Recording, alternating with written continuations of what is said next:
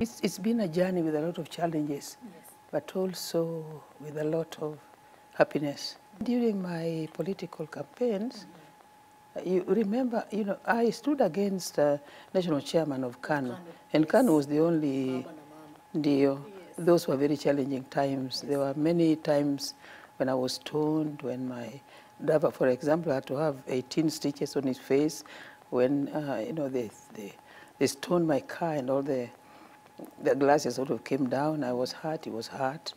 Mm-hmm. And there were also times when, like, I wanted a nomination. Mm-hmm. This was the only party, mm-hmm, a nomination to stand for elections. Mm-hmm. And there was nobody in KANU office to give me the nomination. I had to fly to Mombasa. Mm-hmm. This was the day before nomination. Mm-hmm. And I thought I wouldn't make it, but I found Mr. Tipis was very good. He gave me a nomination document. I had to find a way of getting. And it was 10 minutes before the closure, mm-hmm, that I got into the DC's office in Homa Bay, mm-hmm, to be nominated. So there have been all these things that happen in my life, but that somehow they've strengthened me, mm-hmm, and they've made me know what, as a woman, you go through in life. In the beginning, it was hard, yes, because my brother-in-law said, why do we want a woman to come here and boss over this home? Mm-hmm. Don't we have sons here? Mm-hmm. Why do we, this woman, the other day, we paid cattle. So now what is this? But my mother-in-law was very good. Okay. Yeah, she was very good. She said, no, mm-hmm, the people want her. And she has shown that she's a leader. And my mother-in-law told them, she's not a woman, she's a leader. And so mothers-in-laws have a lot, they can bring you down completely or build you. Yeah. I had a very good husband, mm-hmm, and my children, mm-hmm, were also very supportive. But my youngest child, mm-hmm, was very unhappy at one time. He was in primary school, and he didn't see me during the campaigns. One day I came home and he was crying and told Mom, you have to choose today between me and politics. And I looked at him and he was crying. I almost quit. But then I asked him, not even between your father and I? He said, no, between you and I. Okay. And he was the last one, he was the only one at home. Mm-hmm. And I thought, do I quit for this son? What do I do? It can be very hard for a woman.